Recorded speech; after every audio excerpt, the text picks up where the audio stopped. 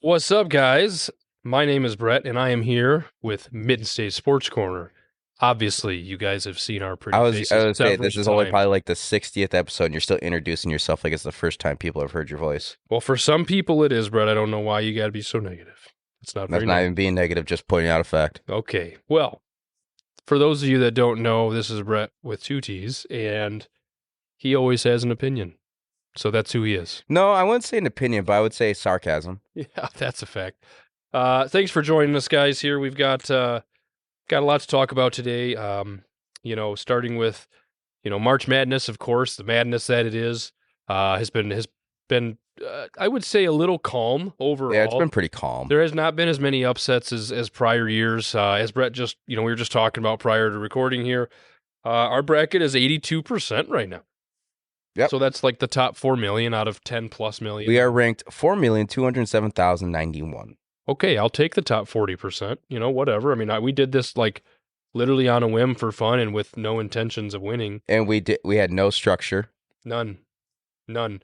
Matter of fact, we went to mascot fighting at the end. So Correct. I think we're doing all right for dealing on those terms. And So there were more than 24 million brackets made on ESPN, which is where we did ours, and we're okay. So in the we're even top better than that. 4.2. I'm in with that so far. That's incredible. Yeah, you know, starting off with like the fact that we have 4 Big Ten teams in the Sweet 16, I think is great. And then the rest is pretty SEC dominant, not gonna lie. So we can run through a couple of these matchups, kind of see where we're at, what our predictions are. Obviously, what our bracket's like, even though Brett hasn't posted it. I can't figure out how to like copy and paste this thing from ESPN, man. Yeah, Sorry. okay, you're all right. I'm giving you shit anyway. But if they listen to the episode, they would know. That's true. That's true. You guys got to stay tuned. So, who do we got? In the Sweet 16 matchup? I got to give ourselves high fives.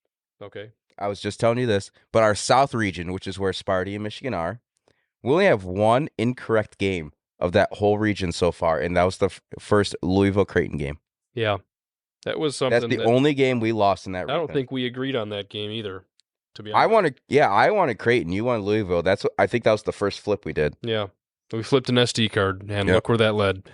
Maybe we should have went, I don't know, tails or whatever. I don't know. It doesn't matter. Regardless, this is where we're at. So, what do we got in the South region for Sweet 16 matchups? So, what are we looking like? So let's start off with our team. Yeah. Auburn versus Michigan. Michigan looked pretty good in that second half against Texas A&M, for sure. And obviously, Texas A&M is a good team, and they had one of the best rebounding teams in the country, and they out rebounded them significantly, and they played significantly better than Texas A&M in the second half. Correct, especially coming down the stretch. The bigs took over the game, which is exactly what needs to happen. We did semi-talk about this game already. So. Yeah, and we predicted this game, and we predicted Michigan to win the game, and then we predicted them to play Auburn, and that's exactly how it's unfolded. Yeah, Creighton was giving Auburn a little fits for a second there, but Auburn took over at the end. So yeah, Auburn-Michigan matchup this Friday at 9:30 start. Yeah, and Auburn's a good team, man, and I got to tell you, and that's gonna be a home game for them because it's in Atlanta. Yeah, and obviously as a Michigan fan, my heart pulls for Michigan, but my bracket pulls for Auburn. And that's just the reality of the situation, right. But would I be shocked if Michigan beat them? Not a chance, because this team is good enough to beat big-time teams, but they have to play almost perfect, right? Like, they got to have less than, I would say, 12 turnovers. They've got to shoot 75% plus from the free throw line. They've got to shoot 33 to 35% plus from three. Any one of those things doesn't happen, and they probably lose the game, But it's going to be the rebounding. It's going to be the turnovers. It's going to be, it's going to be, the defense. It's going to be the Roddy Gales. That's what's going to be the difference for Michigan in this game. And I don't think that they're going to underestimate Auburn. And so, I also got Trey Donaldson playing against his former team. So he's pretty pumped. And Donaldson has come on pretty strong in these. He starting the Big Ten tournament, and then he's carried over in these 2 NCAA games so far. He's played pretty good. How about that lefty bank shot against A&M? That was just, I don't even think it was a bank shot. I think it was just a floater. It was whatever. It was incredible. He's not a guy that's going out and getting 25, 30 points a game, but the baskets that he's making and when he's making them are absolute clutch. I do not condone texting and driving, but I definitely did. I was driving at the time. Yeah. At the end of this game, and I did have my YouTube TV pulled up on my phone in the center console. Yeah. and I did peek over Well, at yeah, one I'm sure you second and just saw peeked it. over. Yeah. Yeah, I mean it's I'm excited to see it, man. So, moving past them, what's the other game we got in the South region? Ole Miss, Michigan State. So give me 5. We correctly picked Ole Miss over Iowa State, an upset pick And that was in the second round that game. proved to be a good pick. Yep. And Michigan State, a lot like Michigan, right? Like kind of a poor 3-point shooting team. Don't always win the rebound battle. Don't always, I say they can, but they don't always. They have a lot more depth than Michigan, I would say overall, which is what won them that game, I will say. I would say the two games that they've played so far, they've come out pretty flat and they let the other team get a nice little lead to start the game. But they brought it back at the end of the first half. Yeah. And then they would just take over in the second. Well, what's really like for me as a Michigan fan, potentially like a small chance of seeing them next game. That'd be wild. But what's kind of concerning to me is Jace Richardson at one point was like 1 of 10 from the field, and they were winning. Yeah. That's scary to me. That tells you how much depth that team has. And well, Cohen Carr coming off the bench, man. Yeah, well, he was Roddy Gale for them. I mean, really, that's exactly what it was. Roddy Gale, mind you, had 26 points. I owe him an apology. You owe him an apology. We all owe him an apology as Michigan fans. I do. All of us as Michigan fans in general. I'm not saying you ripped him apart, but just in general, like we all kind of, probably owe him a little bit more. So I would say that the biggest thing that Michigan State can do to look a little more concrete going forward, would definitely be to come out strong. They got to come out in the first half and really assert their dominance on whomever they play, because they are good enough to hold that lead. They got a good and deep enough bench to hold the lead and potentially stretch the lead even with their bench players. And obviously having Izzo behind there is invaluable. So I look for Michigan State to win that game. So fun fact for you for this region. Yeah. It is guaranteed to have you're guaranteed at least an SEC team or Big Ten team in the Final Four. That's impressive. Yeah. At least. The two big conferences, the super conferences now as they may call them. So now you're guaranteed at least one from one of those conferences going to be in the Final Four, and that's just one region. Right. So let's jump over to the East region. Okay. Who do we got? Duke, Arizona. Mm-hmm. Is Arizona in the Big 12 now? I don't know. think so. I don't know. I think so. Yeah. Offhand. I assume I would assume, yeah. And then we got BYU, Alabama. BYU with the upset over Wisconsin. So BYU, Alabama.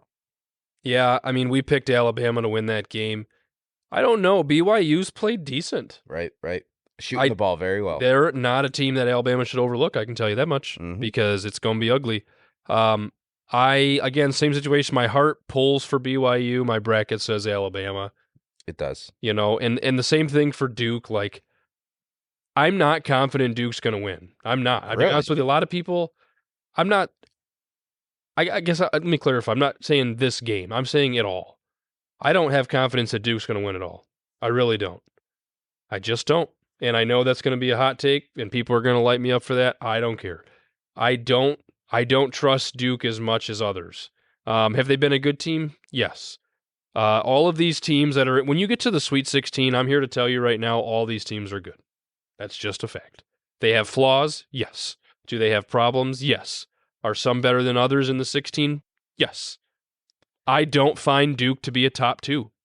I don't. It's tough to argue that, considering in round 1 and round 2, they've won by a combined 67 points. I get that. I understand the optics. Again, I'm telling you, when it comes down to the nitty-gritty, how many games has Duke won where they've had to go out and slug it out compared to our squad? Let's just say, for example, and I'm not saying comparing these two together, I'm saying for what it is. Like, Michigan has won how many one-score games, right?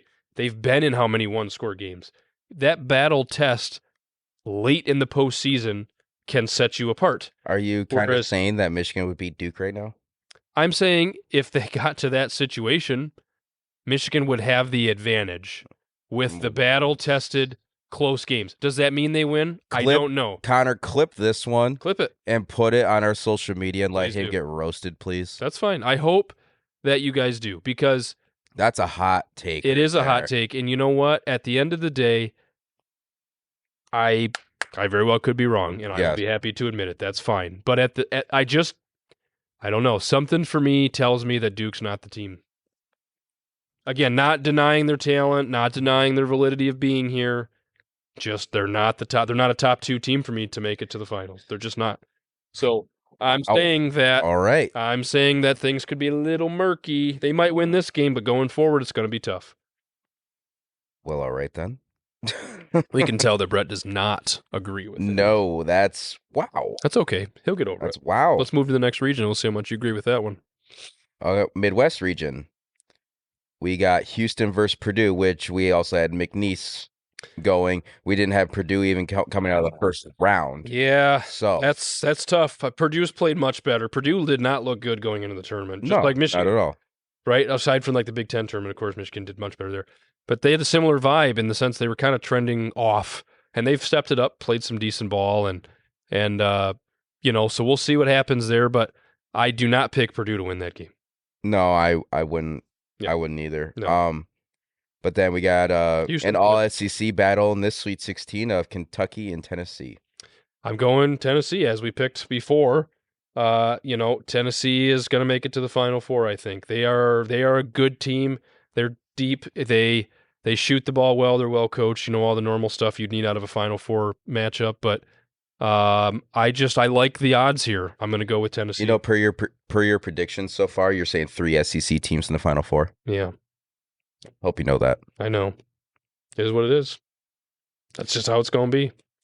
Again, the heart test and what the bracket says are a little different right now, but that's how. Well, after watching 2 games, your opinion can change. Well, sure it can. Your opinion can change right now, and it could change in 5 minutes. It's just how it is. If they don't like my pick, they can watch something else. So the West region, Florida versus Maryland. I know you're probably Terps. Jesus. Terps. Gators would destroy a Terp. They might, but them Terps be surfing, dude. Let's do it. Hey, I think Maryland is shocking the world right now. People aren't giving them credit. Hot take. Do you think Queen traveled on his game-winning shot?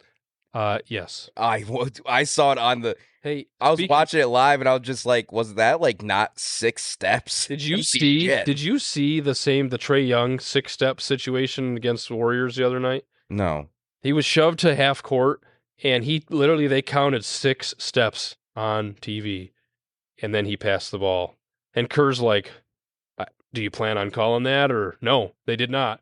And it's the same thing. I mean, let me tell you, first of all, Queen's shot was great. That was a truly remarkable shot. The presser after the game, he's like, look, I mean, at the end of the day, they didn't call it. But what a great shot. And Maryland survives. And it doesn't matter at this point how you get there, right? It's just about win and move on. And they did just that. And they have upheld our end of the bracket over there. If it ain't going to be Michigan, let's go Maryland. Let's do it. Sneaky team. That was just, I was watching, I'm like, that was a... Can you imagine how much shit I'm going to get if Maryland were to face Duke in the finals? Something wild like that. Can you imagine what would happen? The world would light me up for days. Not really, but yeah. They would. It would be me. The world being you. You're my world, is that what you're saying? I mean, kind of. You probably call me more than you call your wife. That's not true. But that's because you don't answer sometimes, so I have to call you. That's okay. Well, you text me at weird times of the day. I text you when I can. Weird times of the day. To work. Yeah, I don't get the luxury of working from home. You should try it sometime. It's great. I should, yeah. If somebody would hire me for a home job, that'd be great. All right, so here's another Sweet 16 matchup that we did get correct. Texas Tech and Arkansas. We got that correct, the 3-10 matchup. Mm-hmm. How do you feel about this one compared to where you were before? You feel like this is the end of Arkansas's run? Yeah, I would say so. I definitely would, but I don't know, man. They've obviously played well. They've beaten some good teams to get to where they are. Calipari's ascending, right? So, and then that's a coin flip game for me, honestly. You gonna make a bold prediction on that, or do you want me to make that bold prediction? I already know if you're already putting it like that, I already know what you're gonna do. You're gonna say they're gonna keep rolling. I do agree that Texas Tech wins the game, but if I'm going bold prediction, yeah, sure, Arkansas by 5. By 5? But he's even putting money on it. Jesus. Yeah. So, we'll see. But what's the final matchup you got there? No, what's the last matchup in that region? That's it. Was It that was the last Florida, one? Oh, that Maryland. was it. That Oh, was sorry. it. Um, So what do we got left now? So now if we say all those things are true, what do we got in the Elite Eight compared to where we were at before? what do you mean? So like who's going to be in the Elite Eight after those picks? We'd have Michigan State, And we'd Auburn. have Auburn, we'd have Tennessee. Then it sounds like you're saying Arizona and Alabama. No, That's exactly what you said, pretty much. I'm saying if Duke wins that game, they don't go beyond that. That's what I'm saying. So you're saying Duke, Alabama, then? Yeah. Okay. Alabama can beat Duke. Then we got all the pressure's on Houston, Duke every Purdue, year. or Kentucky, Tennessee. You said Houston, Tennessee. Yeah, for sure. Okay. That's not bad. Tech, Arkansas, and Florida, Maryland. You're taking Maryland. I am. And Arkansas. I am. Oh, boy. You're not. So that's another all-SEC Elite Eight over there. We got SEC Homer over here. I am definitely not an SEC homer. That's what it sounds like to me. I can pick them to win a game and not be a homer. So that's what it sounds like to me. Right. What are you, ESPN? Yep, sure am. Call me Stephen A. Smith, I guess. I don't know what to tell you. But Paul Feinbaum. Yeah, right. Yeah, the most hated man in sports. Like, get the fuck out of here. Yeah, that's going to be an interesting set of matchups, man. Like, and again, as we spoke before, like any of these teams could be interchanged, and it would be totally justifiable, right, in its own way.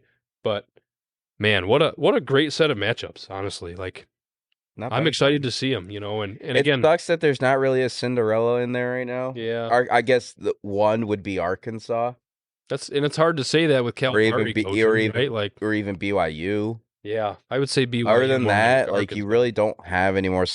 There's no Cinderella story this year. Yeah, the closest being Arkansas, but yeah, I wouldn't say it's tainted, but it's not like a true Cinderella because you have fucking John Calipari on your bench. Right. It's not like a team that we just found out existed 2 days ago, like how the usual Cinderella, like when Fairleigh Dickinson or St. Peter's. McNeese State. McNeese. Yeah. And then UC George San Diego, Mason back in right? 2006, the VCU run. Right. Wichita State. Chicago Loyola. Yeah, like. Yeah. There isn't one of those true Cinderellas this year, which is a little disappointing. It is. That is, but maybe we'll have. Did you see today? So the transfer portal opened for college basketball today. Don't get me Did you see started. over 500 players have already gone into the portal? All right, you've opened the worms now. Listen, let me tell you some shit. This is bullcrap. I'm here to tell you that there is zero room in the world where a player should have to make a decision on going on a playoff run with his team and going in the transfer portal. I'm sorry. The only time that I could justify that is if, like, and again, I don't even agree with that even, but like the only time I could maybe justify that is if it was like the NIT or something, right? Like, because then it doesn't really matter. But you can't have that rule. So I agree. A lot of people say, "Oh, the NCAA's got to have a blanket season." Why can't you have? And I would love to be told otherwise. Why can you not have different transfer portal seasons for different sports? I think why can't you? It puts the players in such a bind, dude, because it opens today, and if you do truly want to transfer, like you got to get in the portal right away, or else like if you wait until your team's season is done, you could miss out on a good opportunity. You could miss out millions of dollars because nowadays. a team already filled a spot that you're looking to get into. Mm-hmm. Well, think about this. So if you recall last year, Alex Orji went in the transfer portal for Michigan, and he chose to stick around, right?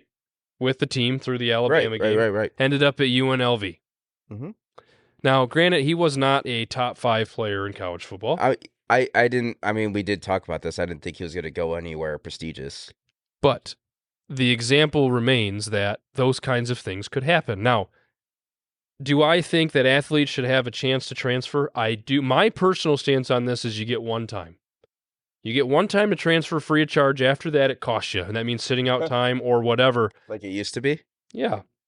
Now, the only time I do find to be the exception is if a coaching change or organizational change happens. Right. Because you committed to that coach or that philosophy and they abandoned ship. That's not your fault. You should be allowed a waiver or that 30-day window like they do now. I like that.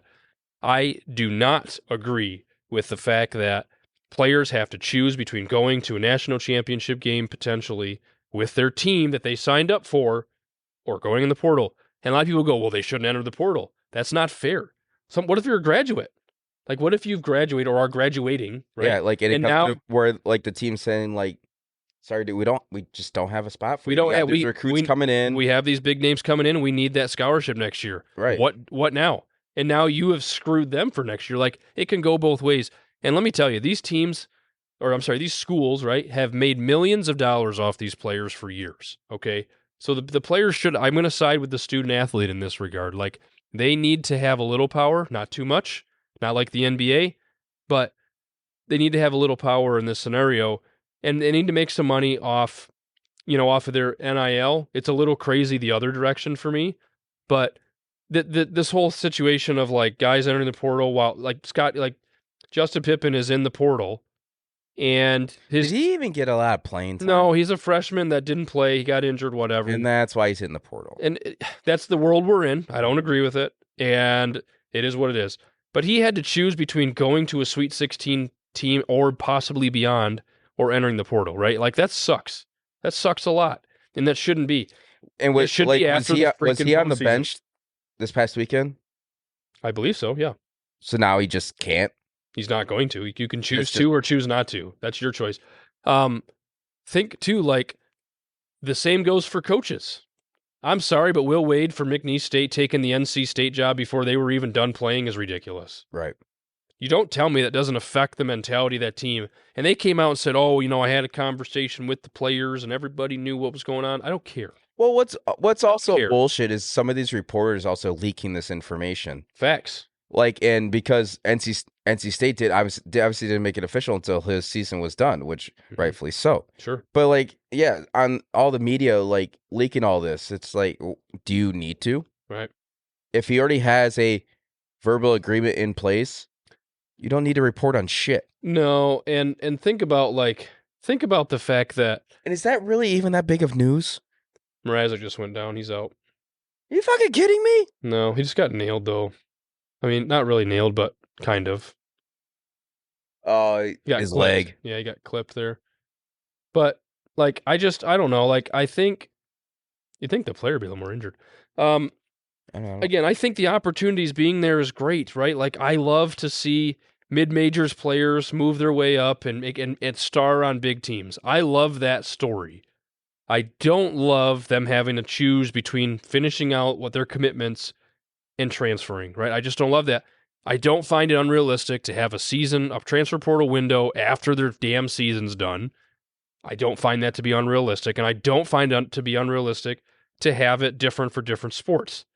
Now, there could be a ton of other factors involved that may be the contrary, but I just think it's crap. Just why can't we wait until the whole season is fucking over?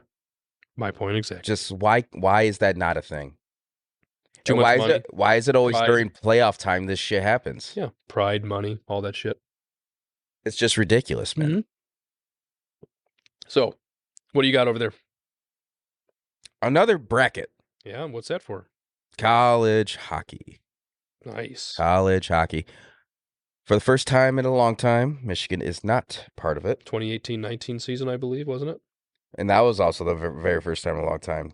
Yeah. So it's not common. Michigan is not in the bracket, but here we are. Right. Here we are. But yeah, it's okay. They deserve to take a step back and retool, my opinion. So I'll break down the teams for you that have made it. Mm-hmm. We got Boston College playing Bentley. Bentley, first time in the tournament. Never even heard of him before till now. Me neither. I'm going to go Boston College on that one. Yeah, I don't know who these guys are. Yeah. Let me look them up. All right. Yeah, and, Michigan not making it, man. Like, to even being a Michigan fan, I don't think they deserved it. We both talked about that. No. They just weren't impressive enough to make it. It's kind of like UConn. Or, no, I'm sorry, not UConn. North Carolina making the NCAA tournament in basketball. I mean, it's just not a good look in general. So I'm not upset that Michigan didn't make it. I mean, it sucks, as fans, but I'm not that surprised. They weren't good enough to earn their spot. So the Bentley Falcons. Oof, sounds intimidating. They're from Massachusetts. Mm-hmm. When did they start playing D1? That's the real question.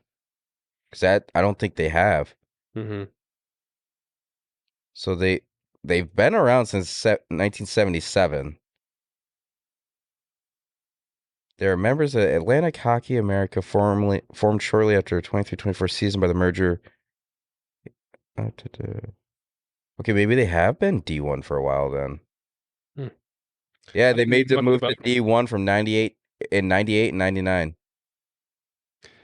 Yeah, Interesting. I don't know. Welcome to the dance. Here we go. Good for you guys. Happy to see. Yeah.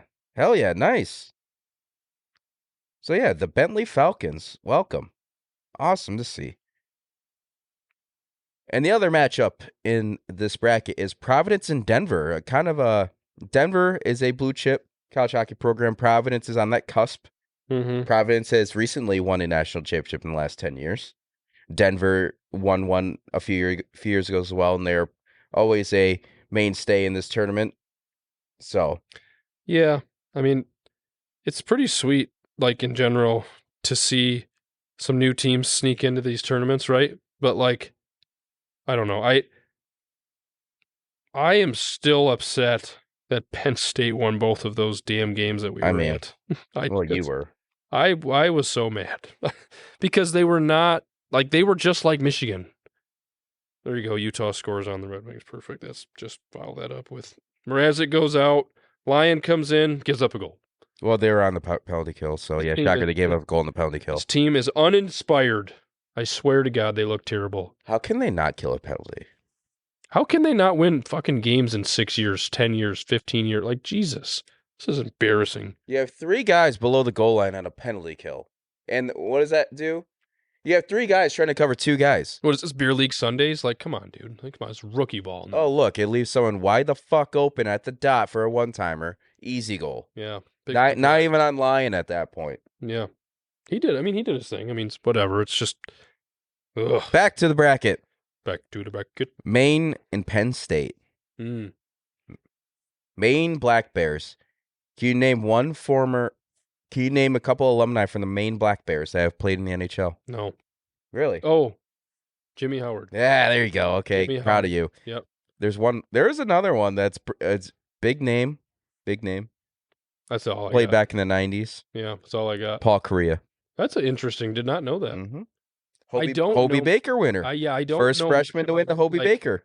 I don't really have a ton of education on that side of things, and I probably should, but yeah, I did know Jimmy went to Maine. Now that I think about it, yeah. And now, also, he's a terrible announcer though. Like, I love you, Jimmy, but like, I just can't do the Will Compton on the broadcast this year. No, but you can't. The Kaiser's taking over for him. Like, this is Jimmy Howard up there. Yeah. Like the Will Compton. It's funny. The Will Compton. It's what it looks like. He looks all squared off and shit. Like some 5th grader drew him on and won a contest and put him up there for his suit. Like, it's interesting. I don't know. I love you, Jimmy, but man, that's odd. The other matchup, UConn and Quinnipiac. Quinnipiac is a recent national championship. They beat Michigan yes, they did. National championship a couple years ago. Quinnipiac. I like Quinnipiac. I like Quinnipiac. UConn's first appearance in the tournament. I'm not picking them to win. Can't do that. I got to go with Quinnipiac. Oh, 2-on-1. Tarasenko, you going to fuck it up? Are they going to get a shot? Yeah. Oh, Soderblom. Let's go. Nice pass. Tarasenko actually. That was a nice play. That was a nice play. Man. Because they closed him out and he snuck that pass through. Mm-hmm. All right. It is Utah. They should be playing well. But whatever. What do you got? What do you got left? Kalamazoo, Michigan, the Western Michigan Broncos. Go Broncos. Versus Minnesota State. Minnesota State's good. Western Michigan's really good. Yeah, but Western Michigan's got the top seed in this. I know, but man, Minnesota State looks good. That's hard to pick. That's a tough one. I don't know. I'm going Minnesota State. You're going to go Western. Come on. Sure. Fuck yeah, I am. I'm going to go Minnesota State. Stay to the roots. I am. I still want them to win. My God, I don't think that's what will. And then another blue chip college hockey program, Minnesota. Minnesota versus UMass. Ooh, man. You name a UMass alumni that currently plays in the NHL. Currently plays in the NHL? Yes. It's a very easy one. Is it? Yes, it is. Celebrini? Where did he play? Oh, Jesus. Where did he play? BU. Was it BU? Okay. I don't know. I really don't know. Like I said, I'm not good at this side. Cale Makar. Oh, really? Yeah, I didn't know that. I didn't know that at all. So you're going to beat me every time on that one. God. I don't know. Jesus. Yeah, it's not going to be good.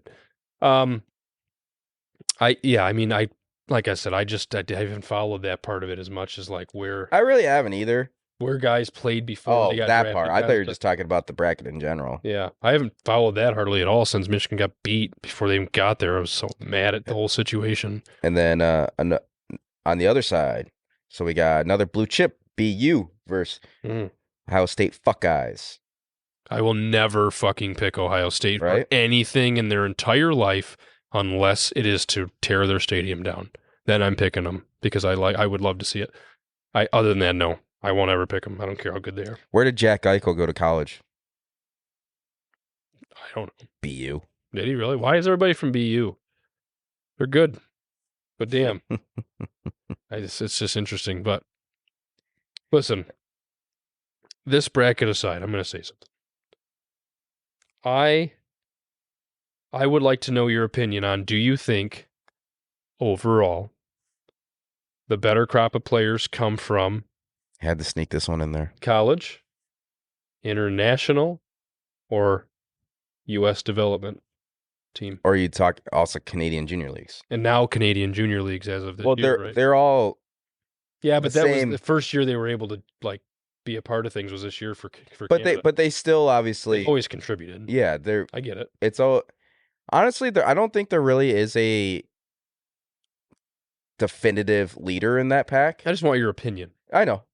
I don't think there's a definitive leader in that pack. I think, obviously, if you look at it from this perspective, like Jack Eichel came from college hockey, Larkin came from college hockey, Cale Makar came from college hockey, and we got Jake Ottinger, college hockey goalie. Yeah. Spencer Knight was the U.S. development team, right? Right. Like, there's another side of that, too, and I don't know. But then you look at, like, tough. The Canadian junior leagues. McDavid came from there. Mm-hmm. Crosby came from there. Nathan McKinnon came from there. Good players. All good. International. So you look at majority of the goalies in the league now. They all came from international. They didn't play over here. Mm-hmm. I think, personally, if you're asking my opinion, I think college hockey seasons them better. How's that? And that may not be the question, but, like, I think college hockey, if they stay their commitment, prepares them a little more.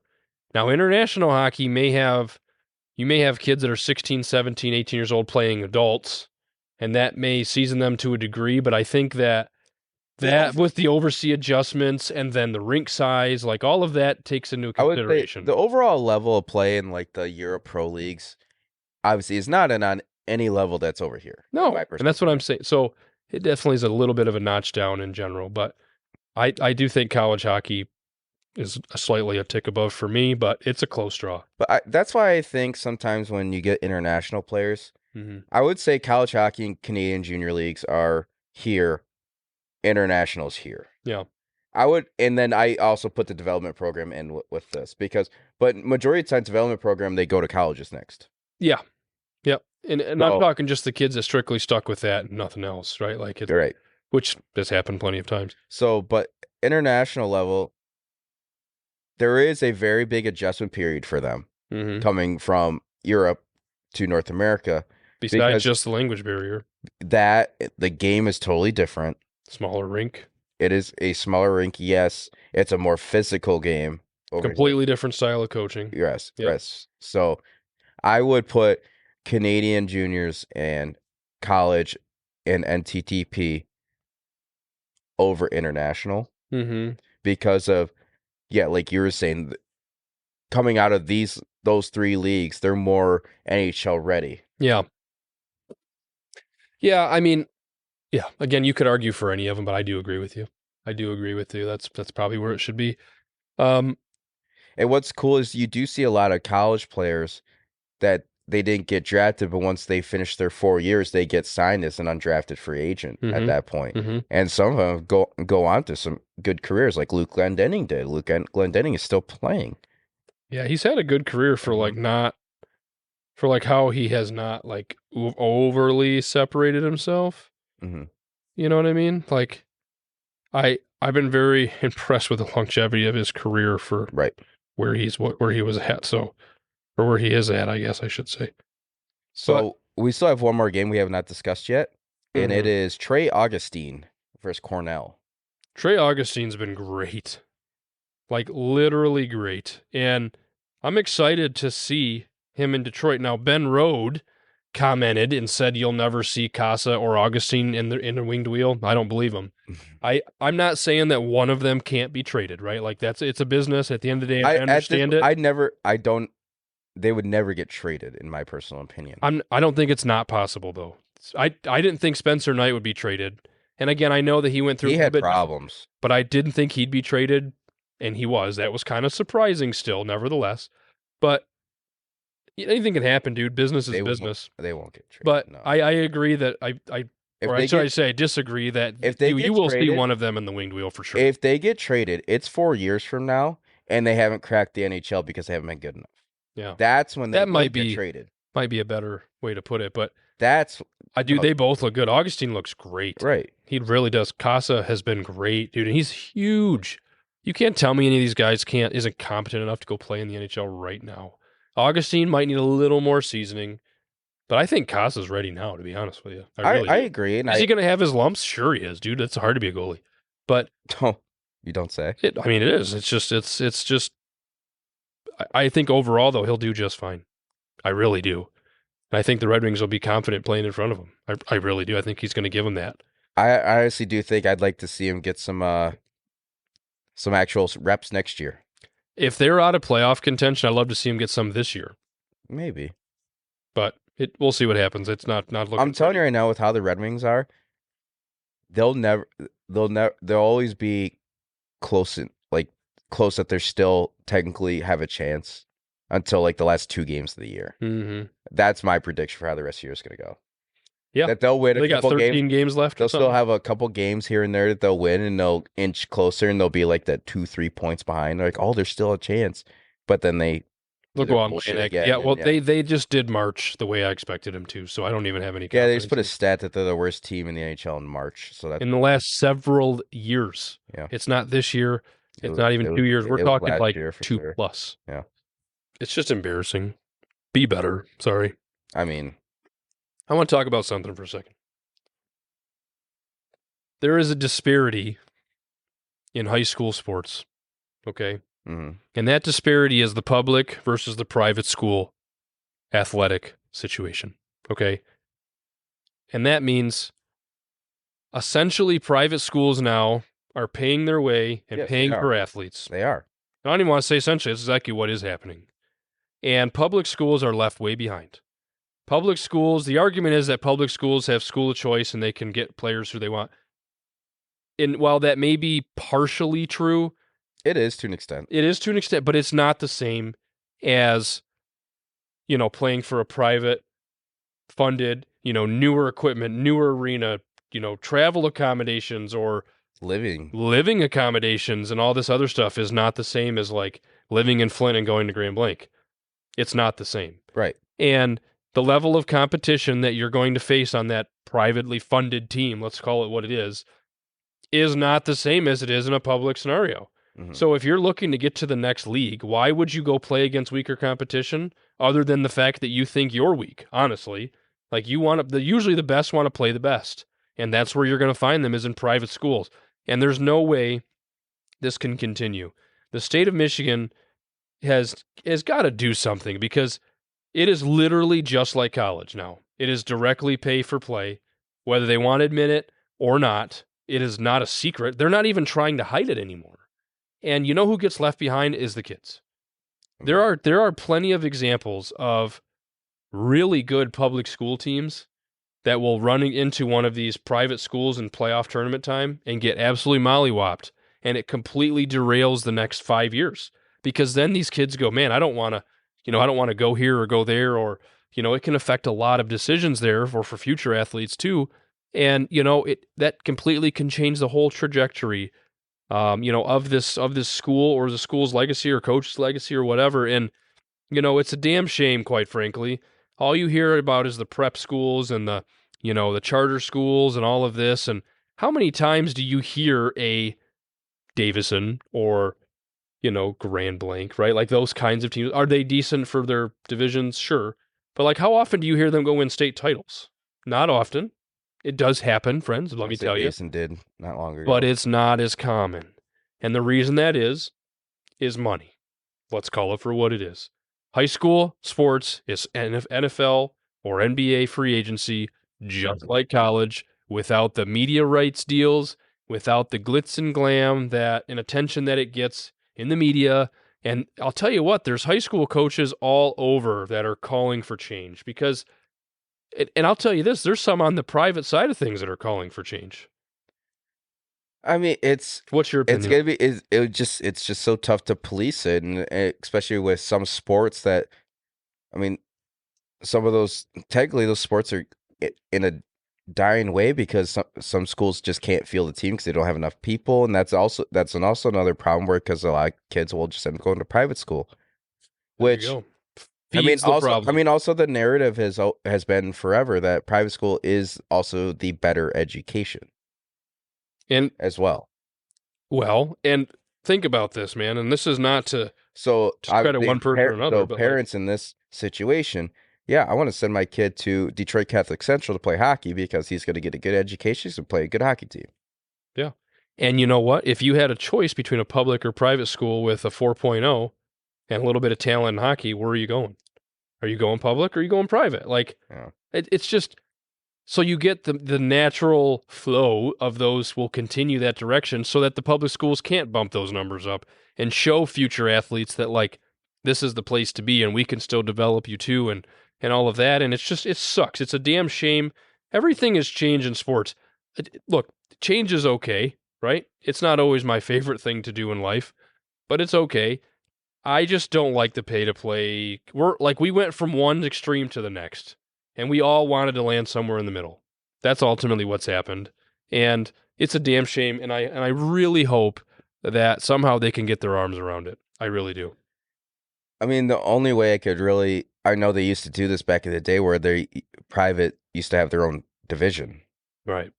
But I mean, some sports just don't have enough teams to even do that anymore. Like hockey is one of them. Right. Where you can't even do that anymore. Sure. They've had to redo the divisions just in the last couple of years to accommodate how many teams they have now. Yeah, it's a dying breed, man. It sucks, but it's the life we're in, I guess. So, but it's totally different for like football and basketball because obviously every school has those. Sure. Those will never be a dying sport.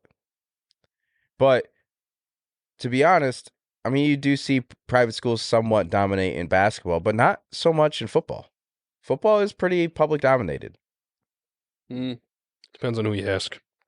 Well, honestly, to an extent. Yeah. So, I mean, you could argue both sides, dude. Like I said, I'm not here to say the other side's completely wrong or completely right either. It's got to change.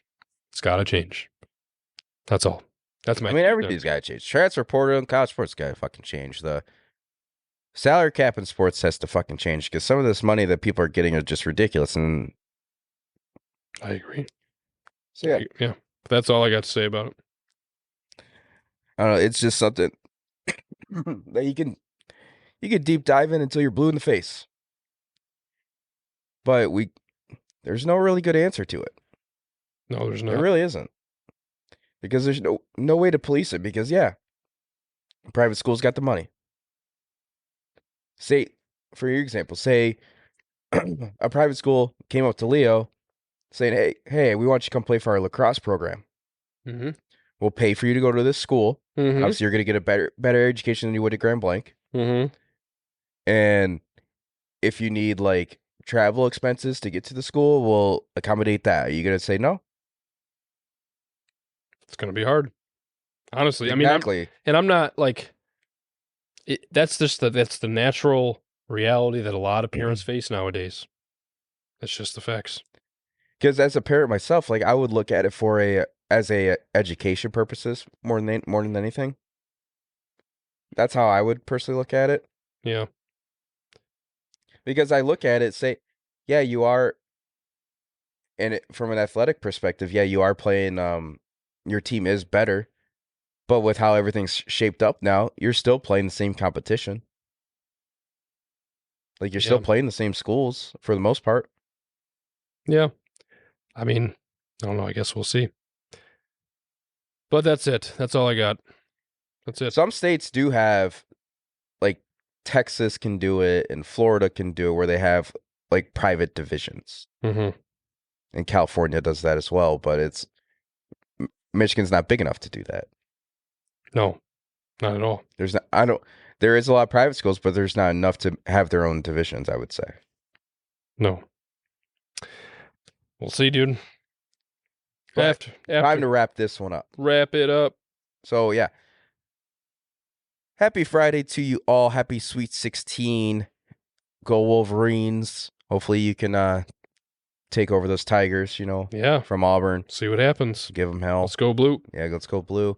You all have a great weekend. I will be out of town next week, so we have some filler episodes for you. So, hope you guys have a great week and a great week next week. I will talk to you when I get back. Don't fall off the boat. No, I won't. See you later.